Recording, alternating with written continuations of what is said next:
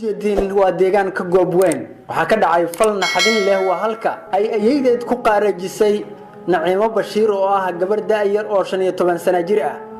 Assalaamu calaykum waraxmatullaahi ta'ala wa barakaatuh kulanti habboon maanta waxaan ku daaqaadaynaa gabar aad u daaya oo ayeedeed ku dishay deegaanka Goobweyn ee gobolka Jubbada Hoose. Gabadhan ayaa sun ku dishay ayeedeed.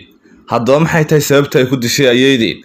barnaamijka aynu ku daaqaadi doonaa ha yeeshee daawade intaynan barnaamijka u gudagelin haddaad channelkan ku cusub tahayna subscribe saar asxaabtaadan la wadaag soo dhawaada barnaamijka.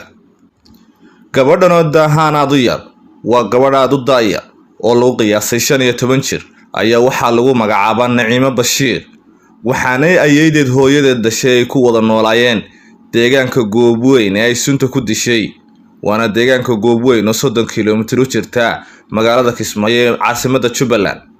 Gabadha ayaa ayeedeed oo lagu magacaabi jiray Dahabo Maxamed waxay raashinka cashada ay ugu dartay sunta sida uu sheegay gudoomiyaha deegaanka Goobweyn ee maamulka Jubbaland Cumar Cabdullaahi Maxamed.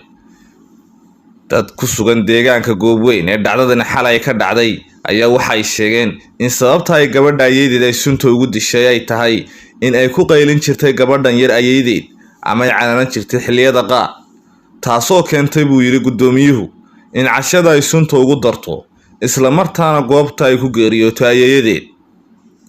sunta ayaa waxa uu sheegay gudoomiyuhu inay gabadhu ay xalay ka soo iibsatay goob ganacsi oo ku taala deegaanka Goobweyn ee gobolka Jubbada Hoose waxaana sida la sheegay ay suntan ahayd mid loo isticmaalo beeraha ee lagu dilo cayayaanka.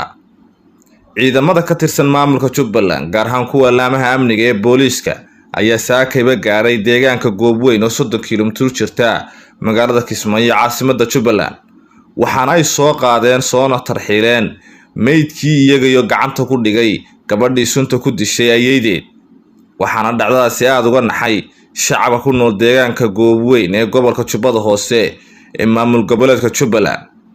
dhacdadani ayaa dhacdadii ugu horeysay ee ka dhacda Jubbaland gaar ahaan deegaanka Goobweyn.